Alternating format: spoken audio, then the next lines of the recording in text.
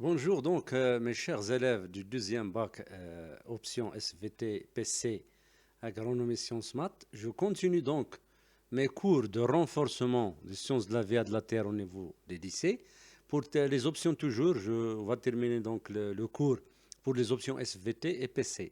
Alors, je me suis arrêté dans le mécanisme donc du glissement des myofilaments. Dans une vidéo précédente, on avait vu, donc révisé donc, la vidéo dans la chaîne SVT plus Carbal. J'ai parlé de l'aspect mécanique de la contraction musculaire avec, on avait dit qu'il y a glissement donc des filaments d'actine entre les filaments de myosine donc, et la contraction du sarcomère. Alors aujourd'hui, on va continuer. On va voir le mécanisme du glissement du myofilament et dans cette partie, on va voir les exigences de la contraction musculaire. On va résoudre un petit exercice donc pour répondre à cette question. Pour préciser les conditions de la contraction musculaire, on réalise l'expérience suivante. Des myofilaments, khuyaytat adalia, isolés et placés dans un liquide riche en ATP, l'énergie chimique, et du calcium. On additionne au milieu le salirgan, un poison qui bloque l'hydrolyse de l'ATP. Puis un chélateur, une substance qui fixe les ions Ca2+, inhibant ainsi leur action. Et on mesure la tension, la tension de la myofibrie. Les figures ci-dessous montrent les résultats obtenus. Donc la question, après description des graphiques de ces résultats, déduire les exigences de la contraction musculaire. Alors la figure 1, donc c'est une figure réalisée dans les conditions normales du repos, au repos et après excitation. Donc au repos, regardez donc, vous avez donc la quantité de calcium libérée, voilà, dans le sarcoplasme est très basse, hein, elle est très basse ici. Immédiatement après excitation, il y a une augmentation donc, de la concentration en ion calcium, suivi bien sûr d'une augmentation de la tension de la myofibrie. Donc excitation, libération du calcium, augmentation de la tension de la myofibrie. D'accord?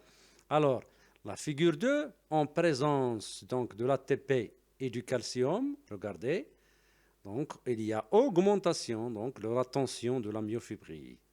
Mais au moment où on ajoute le sarlirgan, c'est-à-dire un poison qui bloque l'hydrolyse de l'ATP, voilà, diminution tout de suite de la tension donc de la fibre musculaire.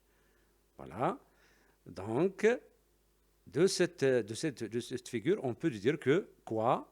Que l'ATP donc, est indispensable à la contraction musculaire. Alors, dans la figure C, vous voyez donc, après ajout donc du calcium et de l'ATP, donc la tension augmente. Mais juste après avoir ajouté le chélateur, c'est-à-dire l'inhibant du rôle du calcium, il y a diminution de la tension musculaire, de la tension donc de la fibre de la myofibrie. D'accord?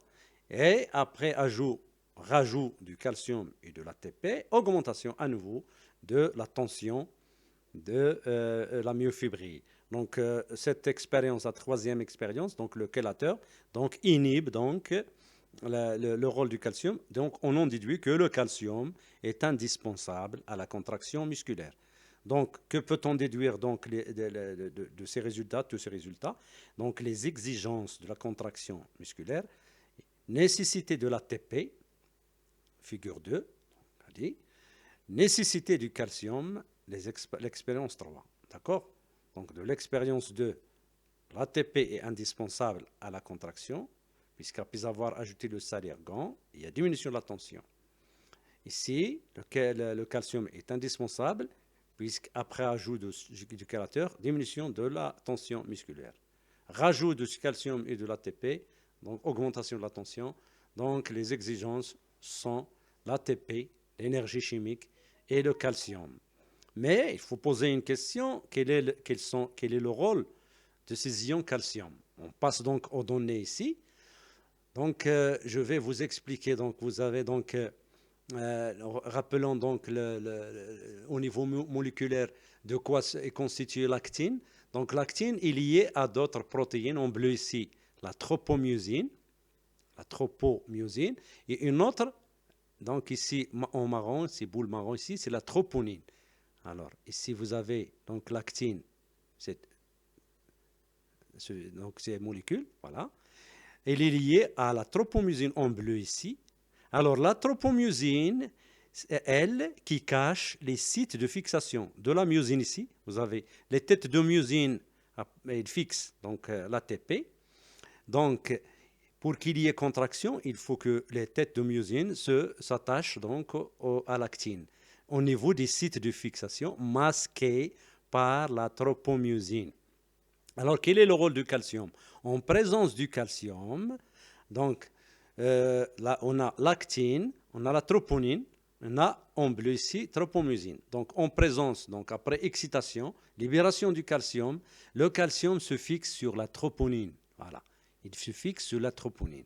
Alors, la troponine donc pousse la tropomyosine de façon à faire apparaître donc les sites de liaison actine-myosine. Voilà les sites de fixation de l'actine à la myosine. Donc, il en découle une fixation de la myosine, voilà, ici en vert, au niveau des sites de fixation avec l'actine. Et formation de ce qu'on appelle le complexe actomyosine. Alors, ce complexe actomyosine est nécessaire pour qu'il y ait donc hydrolyse de l'ATP, modification, on va voir, de la confrontation, donc de la conformation donc, des têtes de myosine, donc voilà la rotation pour qu'il y ait glissement dans ce sens des filaments d'actine entre les filaments donc, de myosine.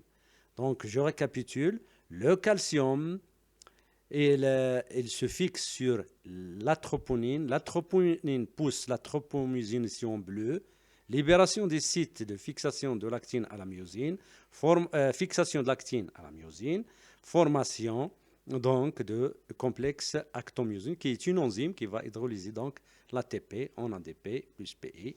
Et pour qu'il y ait contraction, on va voir donc les étapes dans une vidéo prochaine, Inch'Allah, on va voir donc les étapes de la contraction musculaire. Je récapitule. L'actine est liée à deux molécules, la troponine et la tropomyosine. En marron ici, la troponine. En bleu, la tropomyosine. La tropomyosine masque les sites de fixation de la myosine à l'actine.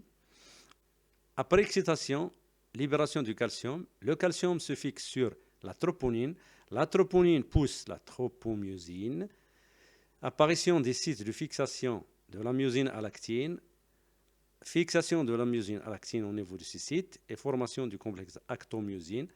Donc, et hydrolyse de l'ATP, il en découle donc le glissement des filaments d'actine entre les filaments de myosine. Donc voilà, donc j'espère que vous avez donc compris. On récapitule donc l'ATP et le calcium sont indispensables pour qu'il y ait contraction du sarcomère. D'accord? Le rôle du calcium, c'est lui qui libère donc les sites de fixation de l'actine à la myosine après être fixé sur la troponine qui pousse la tropomyosine. Donc j'espère que j'ai tout dit. Donc abonnez-vous toujours à votre chaîne SVT Plus Kerbal bien sûr. Inch'Allah, vous n'aurez donc que du nouveau. Inch'Allah, binillah.